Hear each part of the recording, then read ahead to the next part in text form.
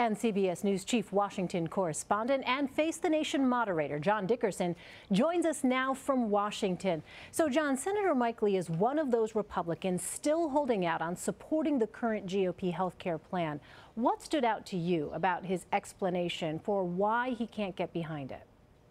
Well, he had two objectives there. He was explaining why he couldn't get behind the Senate bill, which has about 6 Republicans who've said they won't vote for it, and then there are more who still have issues with it. His argument is that it leaves too many of the regulations in place from the Affordable Care Act, and that won't drive down prices, particularly for that group he mentioned, the 75,000 household income group. The problem is that the alternative that he's offering is, if you think of it not in terms of household income, but in terms of health of a person trying to get insurance, his plan would essentially allow one vestigial Obamacare plan that has all of the protections that people have associated with the Affordable Care Act, and then allow all the other insurance plans to be without regulations and just kind of a free-for-all. The conditions that would set up is that anybody who has a pre-existing condition, whether they are of a family income of $75,000 or well above that, would stay in that one Obamacare plan, and the premiums would skyrocket. And he didn't really have an answer for exactly how that would be solved. There might be some subsidies, but the question is whether the government could ever keep up with the level of healthcare inflation that would happen when you basically create a high-risk pool, but don't have a mechanism for spreading out the risk, which would lower prices. Meanwhile, John, a lot of the conversation in Washington this week was centered around the president's rhetoric and specifically his tweets. And just this morning, he tweeted out a video that was edited to show him wrestling and punching a CNN logo. And I wonder, do you think, John, that there is an actual political consequence as a result of this kind of social media behavior?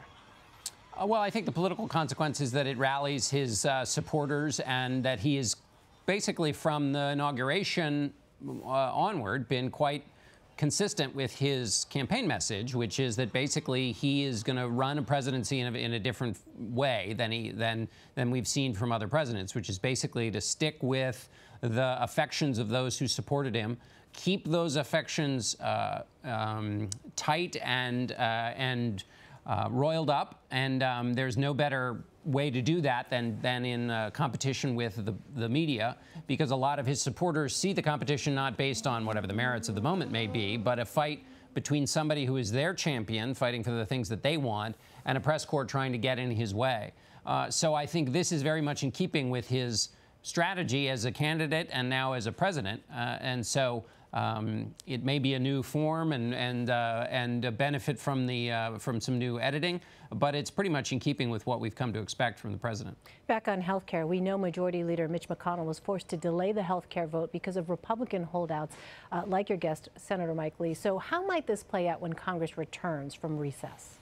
Well, there are sort of 3 options on the Republican front, and this is all being done within the Republican conference because that's the choice that Republican leaders have made. There is more tinkering on the sort of what McConnell has been trying to put together, essentially buying off different factions, spending some more money on opioid treatment, adding some more money perhaps to the Medicaid changes that they're making, shaving off a little bit of the tax relief that was a part of the bill. Its biggest elements in the Senate healthcare bill were tax relief and reforms to the entitlement of Medicaid. The problem with those things that I've just outlined, they are all things that the so-called sort of moderates want. And the more you give to moderates, the more you lose conservatives, and vice versa. This has been the bedevilment of healthcare reform for Republicans in both the House and the Senate. Then there's the just repeal-only plan, which is unlikely to get very much traction. And then there is the Mike Lee and Ted Cruz plan, which Senator Lee outlined on the show today. It has that big problem of those high-risk pools that it creates, or those Obamacare vestigial plans that it creates, that also seem quite politically risky, and that certainly Senate leadership is not overly enthusiastic about. So I'm not sure how they get to yes. I think the best possible way would be Mitch McConnell using his considerable talents, but he's got a very, very tiny margin there. He can only lose 2 Republican votes, and as I say, 6 have already said they're not for it. And John, as Republicans continue to struggle with this push on health care, the president is now asking states to turn over election data, and a number of them are now pushing back, some states with Republican governors. How do you see this debate playing out? Well, it's an interesting way to celebrate the American system on the 4th of July, as the president is running into the tension between the federal government and the states. So basically, the president has President's Commission on the Elections has asked the states, and the states have said, no, thank you. That's our purview, and we don't want you mucking around and asking for this highly sensitive information: date of birth, social security number. So they're not going to get very far if the states, I mean, in some states, including Kansas, from which one of the directors of the effort is the Secretary of State, there are actual laws against providing this kind of information to the federal government. So it doesn't look like it's going to get very far, and I'm not sure how they'll get around this. So we'll have to see. But it appears to have had some trouble on the launch pad. Well, John, finally, as we look ahead to this week, foreign policy will take center stage as Mr. Trump travels to the G20 summit, where he'll meet face-to-face with Russian President Vladimir Putin for the first time. What is the White House hoping to accomplish with those talks?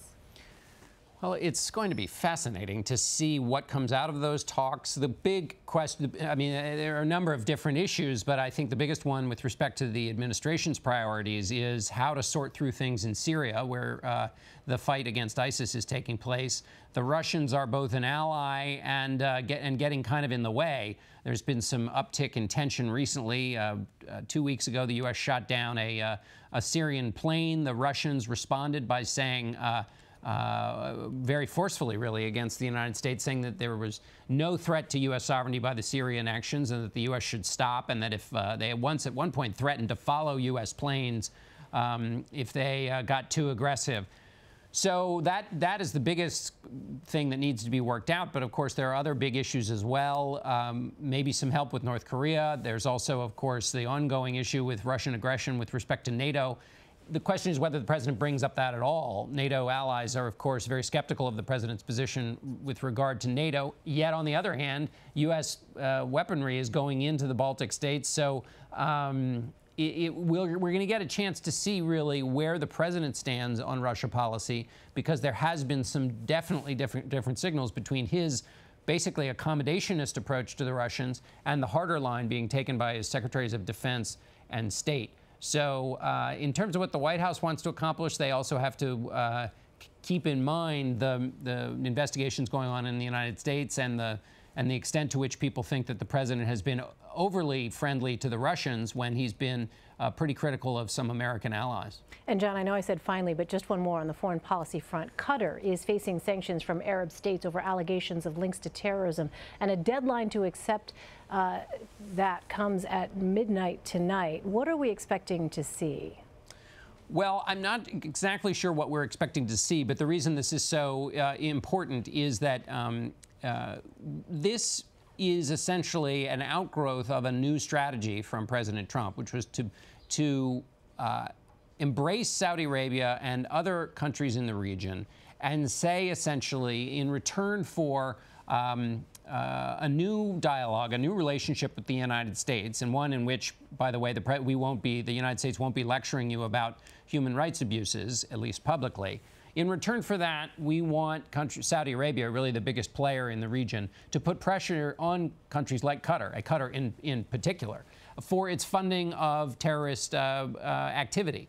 And that is what this is the partial outgrowth of. And so, however Qatar responds will be a bit of an early result on the first kind of outgrowths of that new policy. There's obviously another crucial strategic situation going on here, which is that Qatar is where the U.S. has its largest base in the Middle East. So it's very important to the fight against ISIS that this situation between Qatar and its Arab allies, or not so much allies all the time, but get worked out so that the U.S. can keep using that base and kind of settle things down there. All right, John Dickerson in Washington for us. John, thanks.